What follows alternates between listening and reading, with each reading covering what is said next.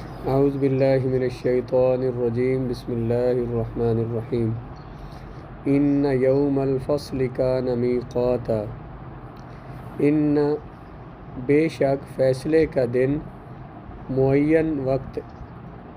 ایک معین وقت ہے۔ انا کا معنی بے شک، یوم الفصل فیصلے کا دن، کان میقاتن میقاتن بروزن مفعال، یہ اس کا معنی ہے وعدے کی جگہ یا وعدے کا وقت، یہ متعین وقت۔ بے شک فیصلے کا دن ایک معین وقت ہے۔ یوم ینفخ فی الصور فتأتون افواجا، جس دن سور پھونکا جائے گا۔ ینفخ، نفخ ینفخ کا معنی ہوتا ہے پھونکنا، پھونک مارنا۔ ینفخ واحد مذکر غائب فعل مضارع مجہول ہے، پھونکا جائے گا سور میں۔ فتأتون افواجا، اتا یاتی اتیانا کا معنی ہوتا ہے آنا، تأتون تم آؤ گے، افواجن فوج در فوج، فوجن کی فوج کی جمع افواج۔ اس کی تفسیر میں دیکھیں کہ بے شک فیصلے کا دن ایک معین وقت ہے۔ اس پر جو حاشیہ لگا ہوا، حاشیہ نمبر 14 ہے میرے پاس، کفار از راہ مذاق کہا کرتے کہ جس قیامت کی آمد کے بارے میں اتنا شور مچایا جا رہا ہے، اسے کہو نا کہ وہ برپا ہو جائے، وہ آ جائے نا، قیامت کیوں نہیں آتی؟ ہم بھی تو اپنی آنکھوں سے دیکھ لیں کہ جو آپ کہہ رہے تھے وہ سچ ہے۔ انہیں بتایا جا رہا ہے کہ قیامت کا برپا ہونا کوئی چھوٹی سی بات نہیں ہے، کوئی کھیل تماشا تو ہے نہیں کہ جب کسی نے کہا اسی وقت اس کی نمائش شروع ہو جائے۔ یہ تو ایک نہایت سنگین بہت بڑا حادثہ ہے۔ اللہ تعالیٰ نے اس کے لیے ایک وقت مقرر کر دیا ہے۔ تم ہزار باتیں بناؤ، وقت مقررہ سے پہلے ایک منٹ بھی یہ برپا نہ ہوگی، اور جب اس کا وقت آ جائے گا تو پھر دنیا کی کوئی طاقت اسے روک نہیں سکے گی۔ تمہارا بھلا اسی میں ہے کہ اللہ تعالیٰ کے نبی کی بات پر یقین کر لو اور اس دن کی تیاری شروع کر دو، تاکہ اس دن تمہیں پچھتانا نہ پڑے۔ یہ نہ پوچھو کہ قیامت کب آئے گی اور فوراً آ جائے۔ ان یوم الفصل کان میقاتا، اس کا دن متعین ہے جو اللہ نے رکھا ہوا ہے، اسی وقت ہی وہ قائم ہوگی، اس سے پہلے قیامت قائم نہیں ہوگی۔ تمہارے کہنے پر، تمہارے جو ہے نا فرمائش پر ہم قیامت قائم نہیں کریں گے۔ تو فرمایا یوم ینفخ فی الصور فتأتون افواجا، جس دن سور میں پھونکا جائے گا اور تم فوج در فوج آؤ گے۔ اس کی تفسیر میں فرماتے ہیں آج تو تم اس کا انکار کر رہے ہو، لیکن جب سور پھونکا جائے گا تو زمین کے جس دور دراز گوشے میں تم مدفون ہوگے، یا جہاں جہاں تمہارے ذرے پڑے ہوئے بکھرے ہوئے ہوں گے، سب جمع ہو جائیں گے۔ فتأتون افواجا، اور جہاں جہاں تم ہوگے نا، وہاں سے فوج در فوج، جماعتوں کی جماعتیں اللہ کی بارگاہ میں آئیں گی، سب جمع ہو جائیں گے، اور تم فوج در فوج کشاں کشاں اللہ تعالیٰ کے دربار میں حاضر ہو جاؤ گے۔ کشاں جو ہے نا کشیدن سے بنا ہے، کشیدن مانا ہوتا ہے کھینچنا۔ تم کھچے کھچے آؤ گے اللہ کی بارگاہ میں، کسی کی مجال نہیں ہوگی کہ چادر تان کر سویا رہے، کسی غار میں چھپ جائے یا کہیں بھاگ کر چلا جائے۔ احادیث سے پتہ چلتا ہے کہ اس روز گروہ بندی، جو ہماری جماعتیں ہیں، جو نسلیں ہیں، زبان ہے یا وطن، جو گروہ بندی، جو جماعتیں ہوں گی نا، جو اکٹھے لوگ ہوں گے، پورا گروپ جو ہوگا، وہ زبان، نسل یا وطن کی بنیادوں پر نہیں ہوں گے، بلکہ نیک اور بد اعمال کی اساس اور بنیاد پر ہوں گے۔ فرمایا نا قیامت کو تم فوج در فوج آؤ گے، تو فوجوں کا مطلب یہ نہیں کہ ایک قبیلے کے لوگ اکٹھے ہوں گے اور ایک جماعت کے لوگ اکٹھے ہوں گے، بلکہ وہ جماعتیں کیا ہوں گی؟ نیک لوگ ایک طرف ہوں گے اکٹھے ہوں گے، برے الگ ہوں گے، یہ جماعتیں ہوں گی۔ مشرق و مغرب کے سود خور، حرام خور، سود کھانے والے، حرام کھانے والے ایک صف میں اکٹھے ہوں گے۔ عرب و عجم کے ظالم اور سفاک ایک جگہ جمع ہوں گے۔ اشتراکی اور سرمایہ دار ملکوں میں بسنے والے سارے زانی اور گناہ گار، فاجر گناہ گار ایک مقام پر جمع ہوں گے۔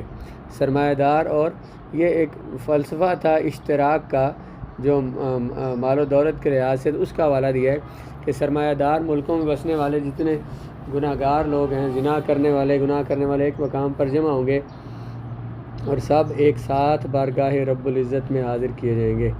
اسی طرح اللہ تعالیٰ کے نیک لوگوں کو بھی الگ الگ گروہ بندیاں ہوں گی، مجاہد اور شہید ایک جگہ ہوں گے، علماء ربانیین اللہ تعالیٰ کے احکام پہ عمل کرنے والے، ربانیین رب سے بنا ہے، اللہ کی بات ماننے والے ایک جگہ ہوں گے، اولیاء کاملین ایک جگہ اکٹھے کیے جائیں گے۔ اللہ تعالیٰ ہم ناچیز بندوں کا حشر بھی اسی گروہ کے ساتھ کرے جن کے دلوں میں اس کے محبوب صلی اللہ تعالیٰ علیہ وآلہ وسلم کے عشق کی شمع فروزاں ہے، فروزاں جل رہی ہے۔ آمین ثم آمین۔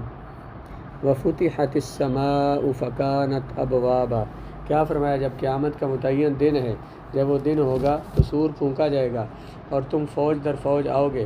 وفتحت السماء، فاتحہ سے فتحت پر وزن فعلت، کھول دیا جائے گا آسمان۔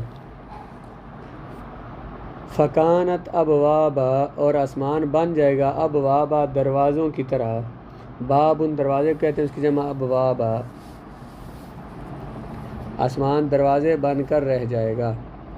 روز محشر کی کیفیت پہلے بیان ہوئی، قیامت کے ابتدائی مرحلوں کا ذکر اب ہو رہا ہے۔ اس روز یہ مضبوط آسمان جگہ جگہ سے پھٹ جائے گا، یوں معلوم ہوگا جیسے ہر جگہ دروازے ہی دروازے ہیں۔ آلام، مصائب، مصیبتوں کا طوفان کسی رکاوٹ کے بغیر ان پہاڑوں سے امڑتا چلا آ رہا ہے، یوں لگے گا کہ دروازے ہی دروازے اور ان سے مصیبتیں، آلام، مصائب گر رہے ہیں۔ وسیرت الجبال فکانت سرابا، سیرت، سیر یسیر کا معنی ہوتا ہے چلانا۔ وسیرت الجبال، سیرت بر وزن فعلت، صیغہ واحد مؤنث غائب فعل ماضی مجہول ہے، الجبال اس کا نائب فاعل ہے۔ چلائے جائیں گے پہاڑ، حرکت دی جائے گی پہاڑوں کو، فکانت سرابا، اور وہ ہو جائیں گے سراب۔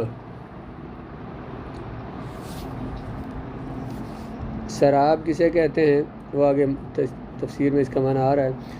یہ جمے ہوئے پہاڑ اپنی جگہ سے اکھڑ جائیں گے جب قیامت آئے گی، ریزہ ریزہ، ذرہ ذرہ ہو کر ہوا میں اڑ جائیں گے، ان کا نام و نشان بھی باقی نہ رہے گا۔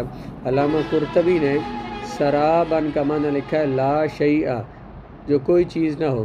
جس طرح سراب کو دیکھنے والا اسے پانی سمجھ کر اس کی طرف بڑھتا ہے، جب قریب پہنچتا ہے تو وہاں پانی کا ایک قطرہ بھی نہیں ہوتا۔ آپ نے دیکھا ہے کہیں کھلی جگہ ہو نا، دور سے بندہ دیکھے دھوپ پڑ رہی ہو وہاں پہ صحرا میں، تو وہاں پہ لگتا ہے کہ یہاں پانی ہے، حالانکہ وہاں آپ جائیں گے تو پانی ہوگا نہیں، وہاں پہ کچھ نہیں ہوگا وہاں پہ، لیکن وہ دور سے لگتا ہے پانی، اس کو بولتے ہیں سراب۔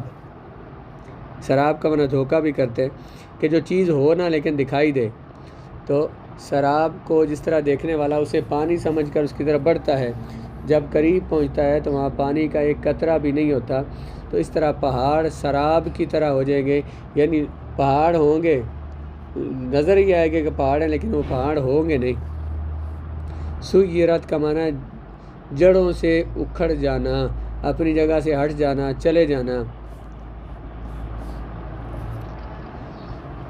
اس میں ہم نے شروع میں جو پڑھا نا پہلی آیت، ان یوم الفصل کان میقاتا، اس کی ترکیب میں نے نہیں کی، ان حرف مشبہ بالفعل ہے، تو حروف مشبہ فعل کس پر داخل ہوتے ہیں؟ اسم اور خبر پر۔ یوم الفصل فیصلے کا دن، یہ مضاف اور مضاف الیہ مل کر ان کا اسم، کان فعل ناقص ہے، افعال ناقصہ میں سے ہے، اور اسم کے اندر ہوا ضمیر اس کا اسم ہے، میقاتن اس کی خبر ہے۔ کان اپنے اسم اور خبر سے مل کر ان کی خبر بن جائے گی۔ ان کا اسم کیا تھا؟ یوم الفصل، یہ اگلا جملہ اس کی خبر، ان اپنے اسم اور خبر سے مل کر جملہ اسمیہ۔ یوم ینفخ فی الصور، یوم یہ جو ہے نا یہ مفعول بنے گا، ینفخ بر وزن یفعل، صیغہ آواز میں کر غائب فعل مضارع مجہول ہے، اس میں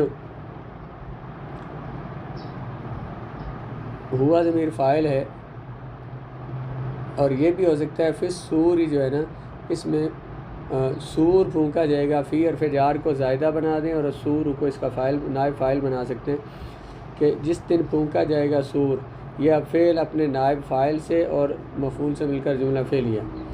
فتأتون افواجا، تم آؤ گے فوج در فوج۔ تأتون جو ہے یہ فعل ہے، اصل میں تأتیون تھا، بر وزن تفعلون، صیغہ جمع مذکر مخاطب ہے، اس میں واو ضمیر اس کا فاعل ہے۔ تم آؤ گے اس حال میں کہ فوجیں ہوگے تم۔ افواجن جو ہے نا، تأتون کی واو ضمیر جو ہے وہ ذل حال ہے اور افواجن حال ہے، تم آؤ گے اس حال میں کہ تم فوجیں ہو گے، یہ ذل حال اور حال مل کر تأتون کا فاعل بن جائے گا۔ وفتحت السماء، فتحت ذل حال جس کی حالت بیان کرے نا، حال کیا ہوتا ہے؟ جو فاعل یا مفعول کی حالت بیان کرے، تو یہاں پہ فاعل کیا ہے؟ واو ضمیر ہے، اس کی حالت بیان کر رہا ہے افواجن، وہ جو جس کی حالت بیان ہو رہی ہے اسے کہتے ہیں ذل حال۔ یہ جو ہے افواجن، یہ حال، ذل حال اور حال دونوں مل کر تأتون فعل کا فاعل، فعل اپنے فاعل سے مل کر جملہ فعلی ہے۔ وفتحت السماء، کھول دیے جائیں گے آسمان، فتحت بر وزن فعل صیغہ مؤنث غائب ہے، السماء جو ہے مرفوع ہے، یہ اس کا نائب فاعل بن رہا ہے۔ فعل مجہول جو ہوتا ہے اس کا فاعل نہیں ہوتا، نائب فاعل ہوتا ہے۔ فعل اپنے نائب فاعل سے مل کر جملہ فعلیہ بن جائے گا۔ فکانت ابوابا، اور ہو جائیں گے آسمان دروازے، کانت فعل ناقص ہے اور اس میں ہیا ضمیر اس کا اسم، ابوابن خبر، کان اپنے اسم اور خبر سے مل کر جملہ فعلیہ ناقصہ، افعال ناقص ہے اس لیے اس کو جملہ فعلیہ ناقصہ کہیں گے۔ وسیرت الجبال، چلا دیے جائیں گے آسمان پہاڑ، سیرت بر وزن فعلت صیغہ واحد مؤنث غائب، فعل ماضی مجہول ہے، الجبال اس کا نائب فاعل ہے، چلا دیے جائیں گے پہاڑ، فعل اپنے نائب فاعل سے مل کر جملہ فعلیہ ہو جائے گا۔ فکانت سرابا، ہو جائیں گے وہ سراب کی طرح، کانت پھر فعل ناقص ہے، ہیا ضمیر اس کا اسم، سرابن اس کی خبر، کان اپنے اسم اور خبر سے مل کر جملہ فعلیہ ناقصہ۔ ترکیب اس کی سمجھ آ گئی؟ آسان جملے جیسے آپ نے انشاء میں پڑھے ہوئے، تو ان کو ہم اسی طرح سے سمجھیں گے۔ ہر لفظ مرفوع کیوں ہے، منصوب کیوں ہے؟ اصل میں ہم نے جو آپ نے جو پڑھا ہے نا، وہ پڑھا اس لیے کہ ہمیں قرآن سمجھ آئے، قرآن کے الفاظ کا اعراب پتہ ہو کہ یہ الفاظ کیوں ہیں، مرفوع کیوں ہے، کوئی منصوب کیوں ہے، کیا بن رہا ہے ترکیب میں، اس لیے پڑھے ہم نے۔ تو یہاں پہ ہمیں اس چیز کی سمجھ آنی چاہیے، اور خاص طور پر دوسرے سال میں جو بھی تفسیر پڑھے تو ایک ایک لفظ کے اعراب پہ تو دیکھنا چاہیے کہ اس کے لفظ کا یہ اعراب ایسے کیوں آیا ہے، اس میں غور کرنا چاہیے ہمیں۔